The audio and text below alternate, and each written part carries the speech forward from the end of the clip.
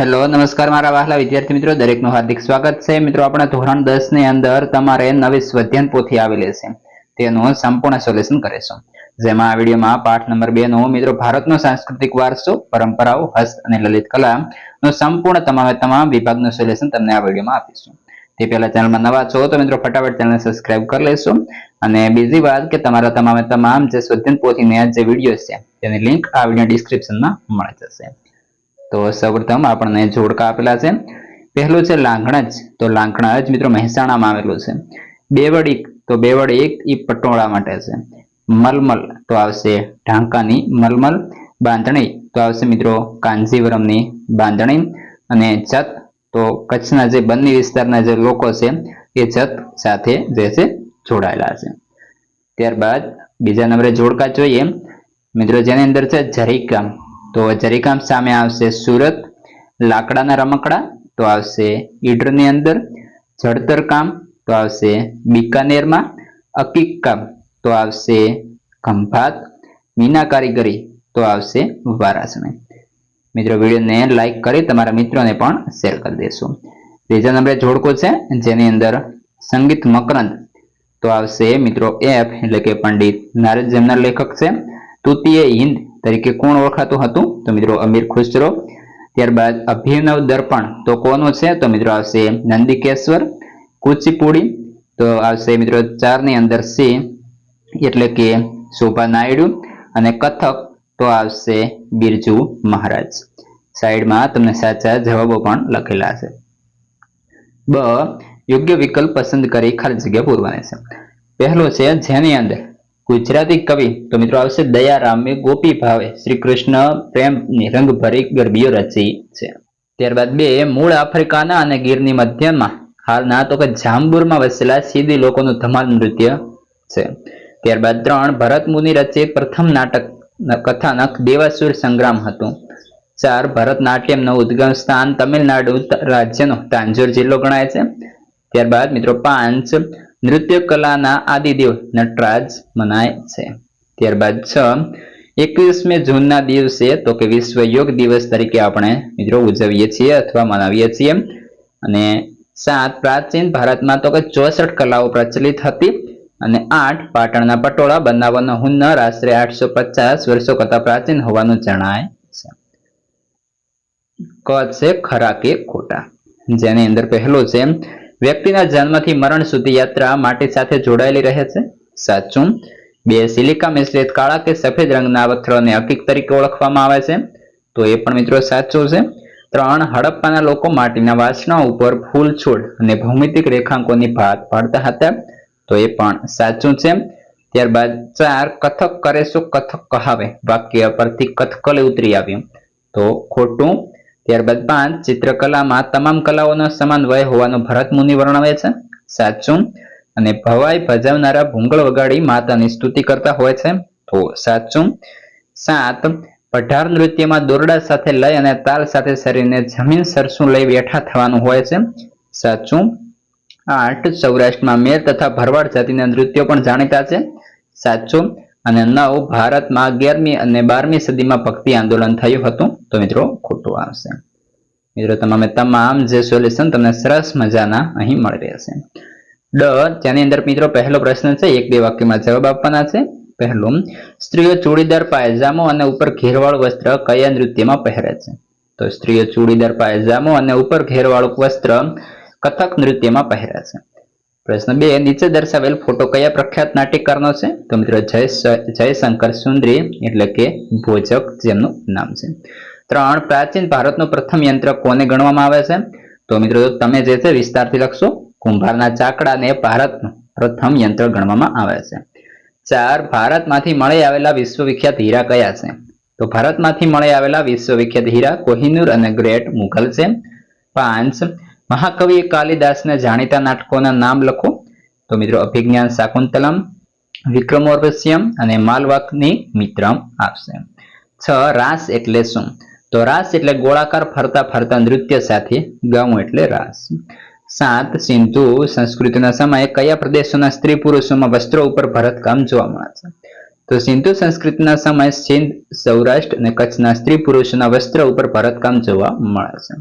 8 ગુજરાતના કયા વિસ્તારમાંથી અકીકના પથ્થરો મળી આવે છે? ગુજરાતના સુરત અને રાણપુરના જુદા જુદા વિસ્તારોમાં અકીકના પથ્થરો અહીં આવશે મિત્રો પથ્થરો મળી આવે છે. 9 વૈષ્ણવ સંપ્રદાયની શૃંગાર ભક્તિ સાથે ઉત્તર ભારતમાં કયા નૃત્યનો વિકાસ થયો છે? વૈષ્ણવ સંપ્રદાયની શૃંગાર ભક્તિ સાથે ઉત્તર ભારતમાં કથક નૃત્યનો વિકાસ થયો છે. 10 ડાંગમાં કયા નૃત્ય જોવા મળે છે?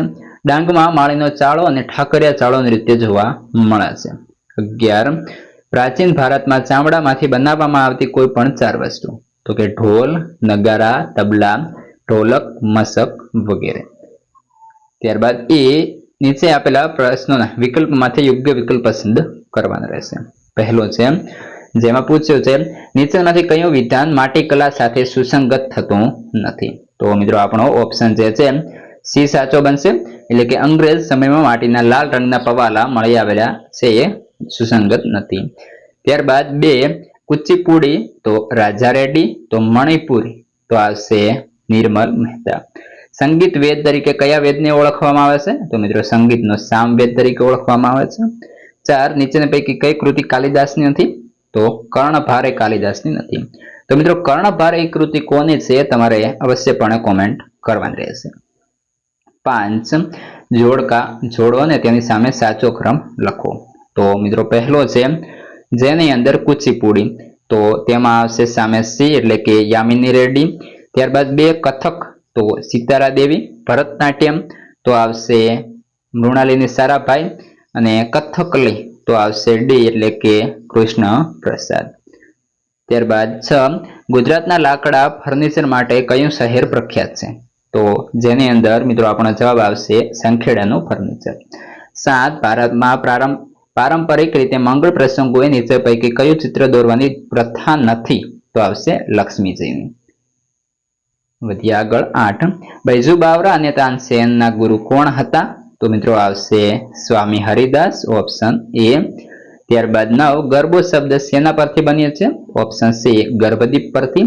અને 10 માળીનો ચાળો તથા ઠાકરિયા ચાળો નૃત્ય ગુજરાતમાં ક્યાં જોવા મળે છે? ઓપ્શન બી ડાંગની અંદર.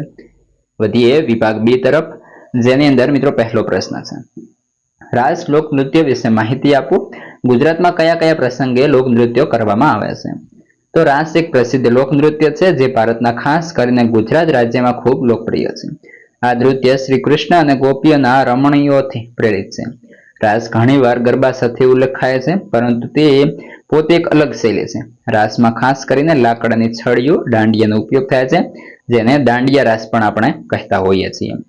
પ્રશ્ન 2 ઢાકાના મલમલની વિશેષતા જણાવો.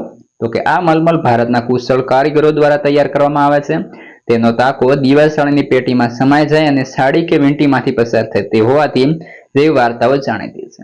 આ મલમલ અત્યંત બારીક અને પારદર્શક હોય છે. 3 મેરાયો નૃત્યના ટૂંકમાં પરિચય આપો. તો કે બનાસકાંઠાના વાવ વિસ્તારમાં રહેતા લોકો સરખડ કે ઝુંઝાળે જેવા ઊંચા કાચમાંથી તોરણ જેવા ઝુમખાના મેરાયો ગુંથી ઢોલના અવાજ સાથે તલવારના દાવપેચ જેવું નૃત્ય કરે છે, જેને આપણે મેરાયો કહેતા હોઈએ છીએ. પ્રશ્ન 4 કાંતણ કળામાં કઈ પ્રક્રિયા કરવામાં આવે છે? તો કે કાંતણ કળામાં રૂની પૂણીમાંથી તાંતણા ખેંચવા, તેમને વળ ચડાવી એકબીજાની પકડમાં જોડી લાંબો દોરો તૈયાર કરવામાં આવે છે.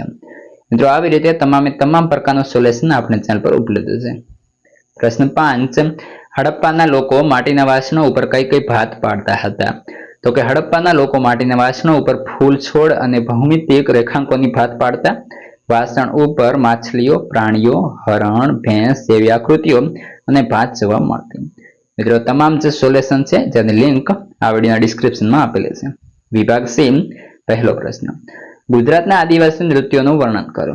તો કે ગુજરાતના આદિવાસીઓમાં હોળી અને બીજા તહેવારો, લગ્ન, દેવી દેવતાઓને ખુશ કરવા, મેળાઓમાં નૃત્ય જોવા મળે છે. મોટા ભાગના નૃત્ય વર્તુળાકારે ફરતા, ઢોલ અને રૂઢિ મુજબ થાળી વગાડવી, પાવરી, તંબુરા વગેરે વાજિંત્રો સાથે સ્થાનિક બોલીઓમાં ગવારની સાથે જોવા મળે છે.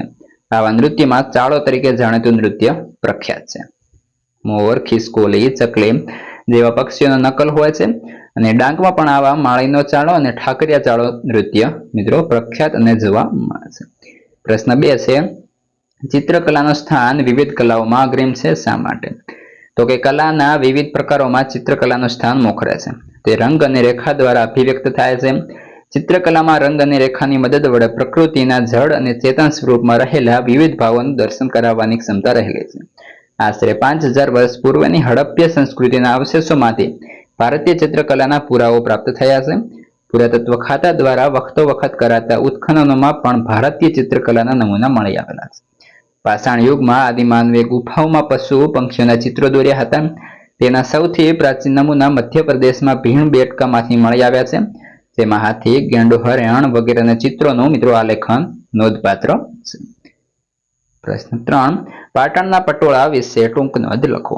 તો કે પાટણના સાળવીઓ પટોળાની બનાવટ માટે પાટણને જગતભરમાં જાણીતું કર્યું છે. પટોળાની કળા આશરે 850 વર્ષ જૂની છે. પાટણમાં બનતા રેશમી વસ્ત્ર એટલે કે બેવડ યુક્તને પાટણના પટોળા કહેવામાં આવે છે. પટોળામાં બેવડું વણાટ હોય છે. તેની બંને બાજુ એક જ આકાર પ્રદર્શિત થતો હોવાથી તે બંને બાજુ પહેરી શકાય છે. પાટણના પટોળા તેના પાકા રંગો અને ટકાઉ વણાટકા માટે વિશ્વમાં પ્રખ્યાત છે. ત્યારબાદ પ્રશ્ન 4. સંગીત કલાના કોઈ પણ 2 ગ્રંથો વિશે લખો. તો પહેલો છે સંગીત મકરંદ. ઈસવીસન 900ની આસપાસ પંડિત નારદ નામના સંગીત શાસ્ત્રીએ તેની રચના કરી છે. તેમણે આ ગ્રંથમાં જાતિ ગાયન અને વિવિધ રાગ રાગિણીનું વિવેચન કર્યું છે. સંગીત મકરંદમાં 19 પ્રકારની વીણાઓ તથા 101 પ્રકારના તાલ જણાવ્યા છે. વાત કરીએ સંગીત પારિજાત. તો કે બધા સંગીત ગ્રંથોમાં સંગીત પારિજાત નામનો ગ્રંથ ખૂબ મહત્વનું સ્થાન ધરાવે છે. ઈસવીસન 1665માં પંડિત અહોબલે ઉત્તર હિન્દુસ્તાની સંગીત પદ્ધતિ માટે આ ગ્રંથ લખ્યો હતો. ત્યારબાદ મિત્રો વિભાગ ડી, જેમાં પહેલો પ્રશ્ન રહેશે ભારતના કોઈ પણ 2 શાસ્ત્રીય નૃત્યોની ચર્ચા કરો. તો કે કથકલી કેરળ રાજ્યનું પ્રચલિત નૃત્ય છે. કથકલી શબ્દ પૌરાણિક મહાકાવ્યો, મહાભારતના પ્રસંગો અને સંસ્કૃત, મલયાલમ મિશ્રિત નાટકો પાછળથી કહેવાય સુંદર કપડાવાળી હોય છે. અને તેમાં પાત્રને ઓળખવા માટે શહેરના ઉપરના વિશિષ્ટ ચિત્રમણને અહીં મિત્રો જે લખેલ છે પાત્રને ઓળખવા માટે ચહેરા ઉપરના, અહીં આવશે શહેરને બદલે ચહેરા ઉપરના વિશિષ્ટ ચિત્રમણને સમજવું પડે છે. કથકની વાત કરીએ તો કથક કરે સો કથક કહાવે વાક્ય ઉપરથી કથક ઉતરી આવ્યો છે. મહાભારતમાં શ્રી કૃષ્ણ અને ગોપીઓ સાથે નૃત્યની કથાઓ આધારિત કથક નૃત્યના વૈષ્ણવ સંપ્રદાયની શૃંગાર ભક્તિ સાથે ઉત્તર ભારતના વિકાસ થયો છે. તેમાં એક પગ પર ગોળ ફરવું અને નૃત્યના પ્રસંગો પ્રદર્શિત કરે છે. પ્રશ્ન 2. ભારતની નાટ્યકલા વિશે નોંધ લખો. તો ભારતની નાટ્યકલા મુખ્યત્વે મનોરંજન સાથે સંસ્કાર આપતી કલા છે. નાટકનું સંચાલન કરનાર સૂત્રધાર અને રમૂજ વડે આનંદ પામતા વિદૂષકની જોડી સાથેના નાટકો ભારતીય નાટ્યકલાની આગવી ઓળખ બની છે. ભરત મુનિ રચિત નાટ્યશાસ્ત્ર નાટ્યકલા ક્ષેત્રે અતિ પ્રચલિત છે. ભારતમાં પ્રાચીન કાળથી નાટ્ય લેખન અને મંચન અતિ લોકપ્રિય છે. નાટ્યકલા એ રંગમંચ પર દ્રશ્ય, શ્રાવ્ય અને અભિનયના ત્રિવેણી સંગમ સાથે સાક્ષર, નિરક્ષર અને આબાલ વૃદ્ધ સૌને મનોરંજન તથા લોક શિક્ષણ કરતી ભારતની પ્રાચીન કલા છે. નાટ્યકલામાં બધી કલાઓનો સંયોગ છે એવું વર્ણવતા ભરત મુનિએ કહ્યું છે, એવું કોઈ શાસ્ત્ર નથી, એવું કોઈ શિલ્પ નથી, એવી કોઈ વિદ્યા નથી, એવું કોઈ કર્મ નથી કે જે નાટ્યકલામાં ન હોય. ભરત મુનિએ રચેલું પ્રથમ નાટકનું કથાવસ્તુ દેવાસુર સંગ્રામ હતું. મહાકવિ પાસે મહાભારત આધારિત કર્ણપાર, ઉરુભંગ અને દૂતવાક્યમ જેવા નાટકોનો વારસો આપણને આપ્યો છે. મહાકવિ કાલિદાસના અભિજ્ઞાન શાકુંતલમ, વિક્રમોર્વશિયમ અને માલવાકનિમિત્રમ નાટકો સૌથી વધુ જાણીતી રચનાઓ છે. મિત્રો આ હતું સંપૂર્ણ તમારા પાઠનું સોલ્યુશન. હવે આગળના પાઠના સંપૂર્ણ સોલ્યુશનની લિંક આ વિડીયોના ડિસ્ક્રિપ્શનમાં આપેલ લિંકના આધારે મળશે અથવા તમે કોમેન્ટ કરી દેશો અને આ વિડીયો તમારા મિત્રોને હવે શેર કરી દેશો.